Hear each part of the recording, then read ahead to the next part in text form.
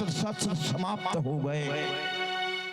जो लोहे का मूसल यदुवंशियों ने पीस करके समुद्र में फेंका था, उग्रसेन ने कह दिया था कि ये घोर घोर के समुद्र में फेंक दे, सब फेंक दो। तो वे जो कण थे वे दोनों किनारों पर जम गए, उससे एक घास पैदा हुई और वो श्याम ऐसे फेंक दी। उद्धव बद्रीनाथ में यदुवंशियों ने पीस करके समुद्र में फेंका, वो कण जम गए, उससे एक घास भई जिसका नाम है छुरिया चारों, उखाड़ करके एक दूसरे के ऊपर वार करने लगे। 99 लाख से ज्यादा यदुवंशी लड़ते लड़ते सब मारे गए। कुल 4-5 यदुवंशी बचे। उद्धव बद्रीनाथ की तैयारी में थे, सो वो बच गए और सब समाप्त हो गए। आज बलराम ने भगवान कृष्ण के चरणों में प्रणाम किया और कहा, प्रभु हम तो तुम्हारे चरणों का सेवक हूं, शेषनाग हूं। आपके कृष्ण चरित्र में आपका बड़ा भ्राता बन करके आया। दूसरे पल बलराम ने शरीर त्याग करके शेषनारायण भगवान का स्वरूप धारण किया और सीधे क्षीर सागर में प्रवेश कर गए। लोहे के मूसल को पीस करके जो समुद्र में फेंका था, उसका एक टुकड़ा मछली निगल गई। लोहे का जो मूसल में श्याम होते वो फेंकी थी, वो लड़ते लड़ते ये सब समाप्त हो गए और वो जो मूसल का टुकड़ा था वो एक मछली निकल गई समुद्र के भीतर। एक बहेलिया ने जाल फेंका और वो मछली उसके जाल में फंस गई, जाल में फंस गई। घर आओ, मछली के गर्भ से जो लोहे का टुकड़ा निकला है वो जो श्याम लगत है, उन्हें अपने बाण की नोक पे लगवाओ। समझ रहे भैया बात? आज हमारे प्रभु वो तो अपने धनुष बाण लेकर के बहेलिया घूम रहा हो, वो टुकड़ा उन्हें अपने बाण की नोक पे लगवा लिया। आज भगवान प्रभास क्षेत्र में नर्मदा किनारे एक पीपल के वृक्ष के नीचे अर्धशैया, ऐसे जो पांव दिखा रहा है, तो दाहिनी जांग पर बाएं चरण को रख करके अर्धशैया अवस्था में बैठे हैं प्रभास क्षेत्र में। बहेलिया उसी वन में डोल रहा था, उसने दूर से गोविंद का तलुआ देखा, हिरण समझ करके निशाना साध करके और बाण मार दिया। जैसे ही बाण गोविंद के चरणों में लगा, रक्त निकल आया। बहेलिया दौड़ करके आया, भगवान के चरणों में लेट गया। प्रभु बहुत बड़ा अपराध हो गया, हमसे क्षमा करो। कन्हैया बोले, बहेलिया चिंता मत करो, हमारी इच्छा के बिना कुछ नहीं होता। तुम्हारा कर्ज बाकी था, वो उतर गया, तुम सीधे स्वर्ग जाओ। परीक्षित पूछ रहे, महाराज वो कौन था? बोले, वो सुग्रीव का भाई था बाली। भगवान श्री राम ने छुप करके बाण मारा था, वो कर्ज चढ़ा था। बोले वो कर्ज उतर गया, तुम सीधे स्वर्ग जाओ। इतने में अर्जुन आते हैं। भगवान कृष्ण के तलुए में जो बाण लगो है, उस रक्त को देख करके अर्जुन रोने लगे।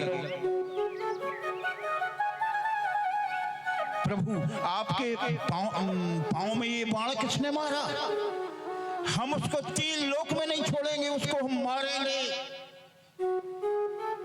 भगवान कह रहे अर्जुन, तुम गांडीवधारी हो, परम प्रतापी हो, तुम द्वारका चले जाओ और द्वारका में जितनी हमारी पत्नी है उन्हें लेकर के सीधे वृंदावन चले जाना। वो सब कुछ दिन राधा के चरणों के पास में बैठ करके हमारा चिंतन करेंगी तो उनका कल्याण हो जाएगा। अर्जुन रोते रोते रह गए। अर्जुन गए द्वारका, उनकी पत्नियों को लेकर के आए। भगवान भील बन करके गए, भील बन करके गए। अर्जुन से अपनी पूरी पत्नियों को छीना छुड़ाया। भगवान अर्जुन को ये बताना चाहते हैं कि हमारे बिना तुम्हारा ये गांडीव धनुष किसी काम का नहीं है। इतने में दारुक नाम का सारथी आया, जीवन भर जिसने कन्हैया का रथ चलाया, कमंडल में जल भर करके आया और कहा, द्वारकेश तुम्हारे पांव में ये बाण कैसे लगा? प्रभु बोले, हे दारुक, तुम सारथी नहीं हो, तुम तो हमारे मित्र हो। तुम द्वारका चले जाओ, 10-5 यदुवंशी जो बच्चे हैं उनसे कहो कि ये द्वारका तुरंत छोड़ दो और मथुरा चले जाओ। हमारे अंतर्ध्यान होते ही ये द्वारका समुद्र में डूब जाएगी। आकाश मंडल में देवता खड़े हैं। ब्रह्मा ने कहा, अब देखना है कि भगवान कहां जाते हैं। टकटकी लगा करके देवता देख रहे हैं और उनके देखते देखते गोविंद अंतर्ध्यान हो जाते हैं।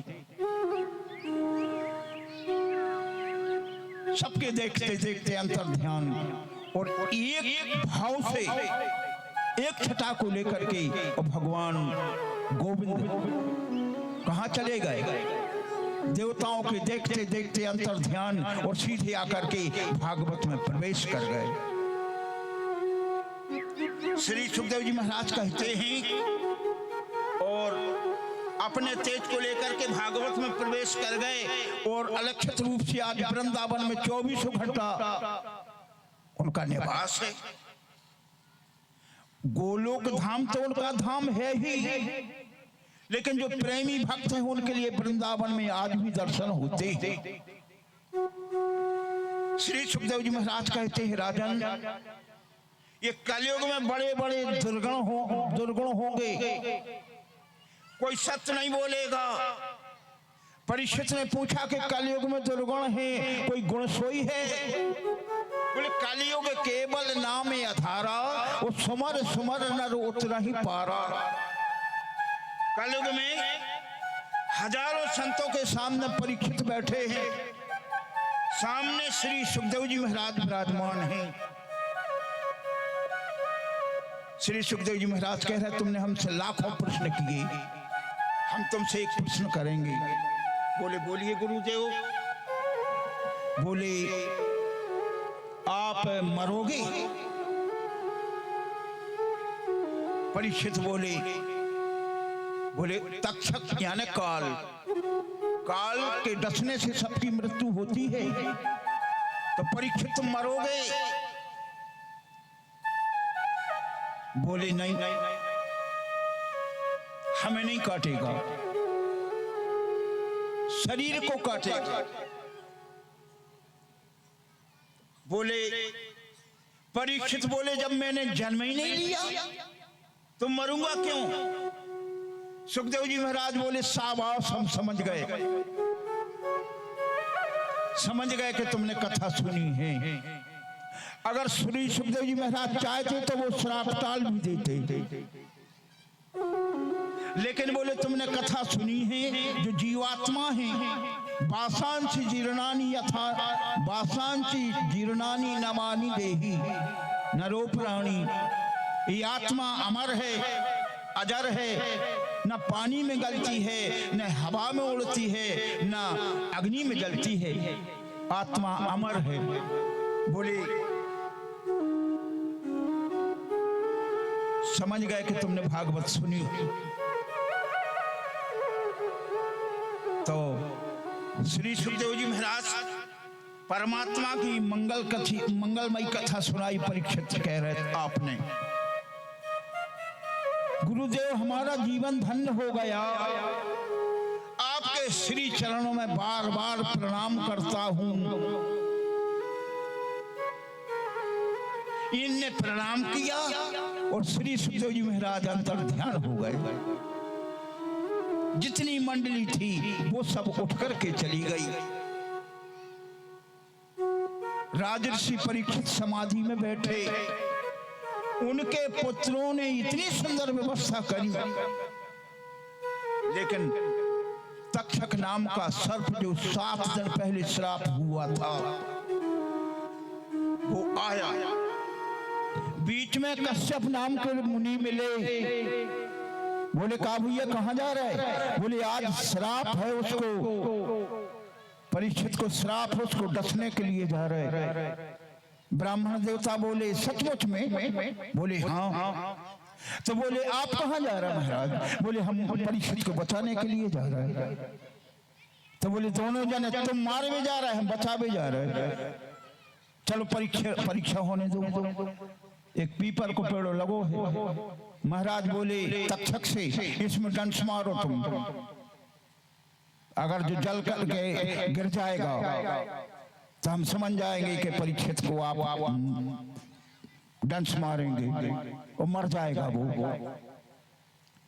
सो तक्षक ने जैसे ही डंस मारो सो खुर खुर खुर राख को ढेर लग गो वो पीपर को पेड़ो। महाराज जी ने अंजलि में जल भर करके और जैसा ही मार्जन किया तो तस का हरा भरा खड़ा हो गया। बोले महाराज हम क्षमा चाहते हैं, मिथ्या ना हुई देव ऋषि वाणी, जितने तुम्हें पहचान हुई से धन ले ले। हम बता रहे कि इतने गड़ो है सो तुम जो उखाड़ ले, वो परीक्षित क्या धन देंगे तुम्हारे लिए, हम दे रहे, लेकिन आप मत जाओ, ऋषि की श्राप है, वो मोक्ष नहीं हो सकती। महाराज क्षमा करो, हमारे लिए जाने दो। जो कश्यप नाम के ब्राह्मण थे उसे रोकने का प्रयास किया, अन्यथा सचमुच में बचाने की शक्ति थी।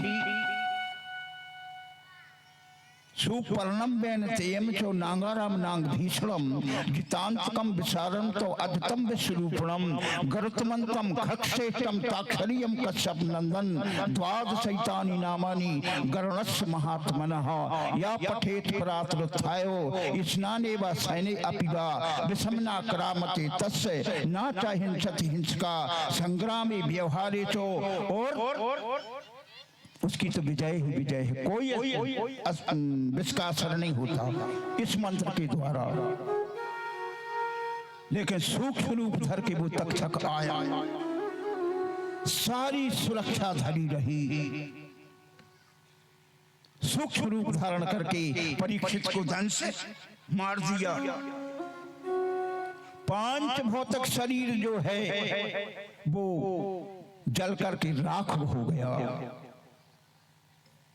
जो क्रोधित होकर के तक्षक गया तो वो तो शरीर राख हो गया, लेकिन जीवात्मा निकल करके 7 दिन की कथा सुनकर के जीवात्मा निकल करके वो विमान में बैठ करके सीधा गोलोक धाम चला गया। पार्थिव शरीर में उसने डंस मारा। इनके पुत्र जन्मेजय ने और ऐसा विशाल नांग यज्ञ किया। आस्तिक मुनि ने आकर के उस बीच में सर्प यज्ञ को रोक दिया। ये सर्प यज्ञ कर रहे थे, जे सर्प को नाम लेके कहे स्वाहा तो हजारों सांप गिरन लगे वेदी में और मरन लगे, बरन लगे। आस्तिक नाम के मुनि आए, बोले बेटा हिंसा के बदले हिंसा मत करो। बोले तो गुरुदेव हम क्या करें? बोले आप गोविंद के नाम का कीर्तन करो। और सत्संग में वो लीन हो गए। तो पहले दिन हमने भागवत का पहला श्लोक बताया था। अंतिम आखिरी श्लोक है, नाम संकीर्तनम यस्य सर्व पाप प्रणाशनम प्रणामो दुःखम नष्टम नमामि हरम परम। जिन भगवान के नामों का संकीर्तन सारे पापों को नष्ट कर देता है, उनका भजन हम क्यों ना करें। अपने अपने धाम के लिए सब चले गए। श्री सुखदेव जी महाराज कह रहे परीक्षित गोलोक धाम के लिए चले गए। तो प्रिय सज्जनों, संध्या का समय व्यास मंच से जैसे आपने मकान बनवाओ तो मकान में पुताई करी और छपाई करी, पुट्टी करी, मकान देखे हुए में कितना अच्छा लग रहा हो। तो कच्चो मंदिर हमने बना दो, छपाई नहीं हुए तो मकान अच्छा नहीं लगे। तो मंदिर तो हमने बना दो, लेकिन पुताई, छपाई, पुट्टी और कलश जल धरो न जाए, जल मजा नहीं आवे। तो आप लोगों को हमने कथा सुनाई और सजाया किसने मकान को और मंदिर को। जैसे हमारे मनीष भैया हैं आर्गन बजा रहे, संजू भैया हैं ढोलक बजा रहे, और भी बलराम वाद्य बजा रहे। तो वे हमारे यजमान को पूरा घर, उनके पूरे भैया और उनको पूरा कुटुंब और उनको पूरा गांव और जितने गांव के जो क्षेत्र के लोग हैं, उनको सबको आशीर्वाद कि हे प्रभु, इनकी ऐसी बुद्धि बनाए रहियो, ऐसी कृपा बनाए रहियो कि ऐसे संत सरोवर में, प्रयागराज गंगा में और इनके स्नान होते रहें और ऐसे सत्संग के अवसर इन लोगों के लिए बार बार देते रहें। प्रभु हमारा ये आशीर्वाद है। तो प्रभु से हम कह रहे हैं कि इनको ये सो आशीर्वाद दे रहियो, ऐसी इनकी बुद्धि करने रहियो। और इतनी कथा कहते हुए हम अपने वाणी को विराम देते हैं। हम आप मिलकर के कथा को उन द्वारकाधीश के चरणों में समर्पित करें। 2 बार भगवान नाम संकीर्तन करें, उसके बाद में प्रसाद। और भैया एक बात और हम बता रहे, करीब 36-37 साल हो गई हमें कथा को पूरा अनुभव हो गया। तो कथाएं अब हम कम करत हैं, मांग है जजमानों की। अब ये कथा के बाद में अब हमें 4 पुराण और करने, लेकिन अच्छे भक्त मिले, आज्ञाकारी मिले और जो हमारी बात को माने। और जहां बात न मानी जाए वो गांव को हम जात नहीं। भगवान की ऐसी कृपा रही कि खूब हमने कथा करी। अब भगवान ने सोई खूब जो कछ चाले हैं उससे ज्यादा दे दो, लेकिन भक्तों के आग्रह से जात हैं और जैसो बनत है सो उतनी वैसी कथा सुना। बोल वृंदावन बिहारी लाल की, बोल बाके बिहारी लाल की जय। गोविंद जय जय गोपाल जय, गोविंद जय जय गोपाल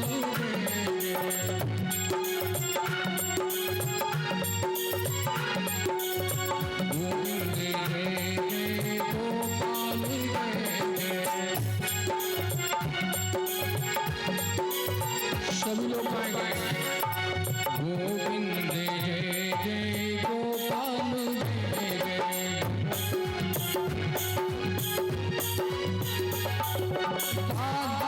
नमन हरि गोविंद जय जय, गोविंद जय जय गोविंद जय जय गोपाल जय जय, गोविंद जय जय गोपाल जय जय, गोविंद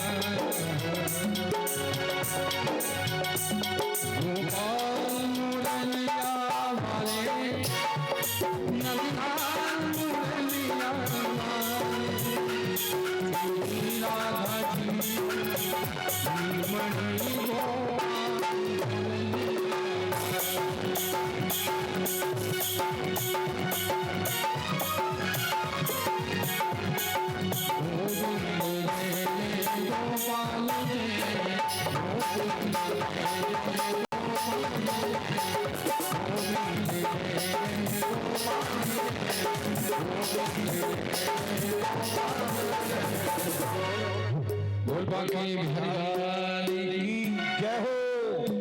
हरि ओम चंद्रमा मनसो जातक्षसो सूर्यो अजायतो शूद्राद्वादश प्राणस्य मुखादग्निरजायतो कर्पूरगौरं प्रणवावतारं संसारसारं भुजगेन्द्रहरं सदा वसन्तं दयारवन्दे भवं भवानी सहितं नमामि। श्री भागवत भगवान की है आरती पापियों को पाप से है आरती भागवत भगवान की है आरती पापियों को पाप से है आरती पापियों को पाप से पापियों को पाप से पापियों को पाप से पापियों को पाप से भागवत भगवान की है आरती पापियों को पाप से है आरती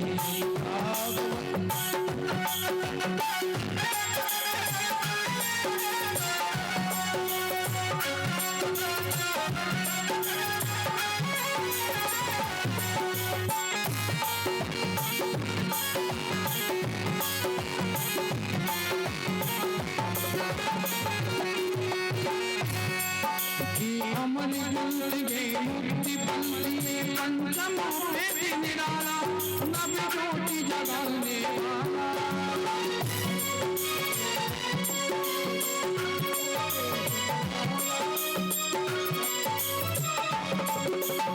अमर गए मुक्ति बंदिए पंचम वेद निराला नव ज्योति जगाने वाला हरि नाम यही हरि नाम यही हरि नाम यही जगत के मंगल की आरती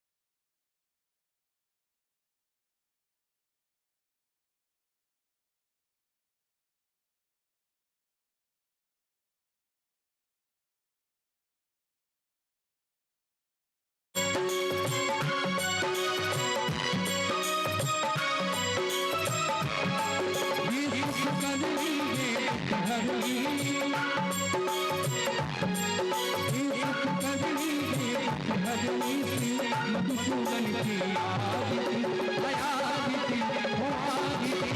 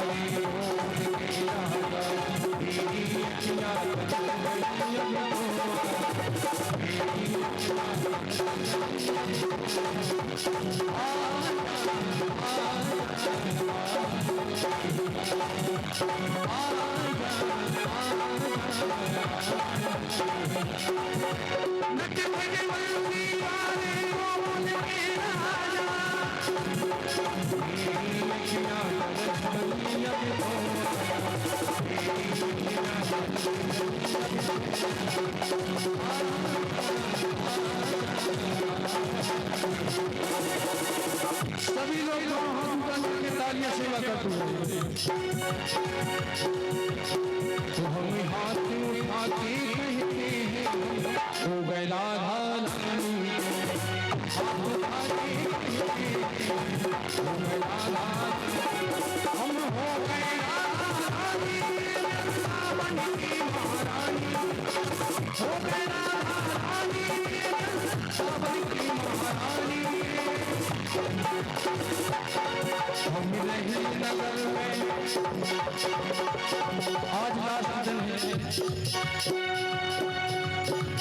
हम किसी गाँव में कहते हैं सब हो गए राधा नगर नगर में हो गए राधा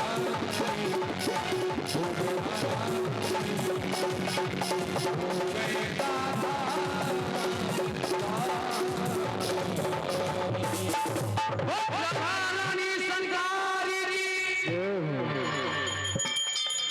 हरि ओम जगने न जगमय जंत्र देवास्तानि धर्माणि प्रथमा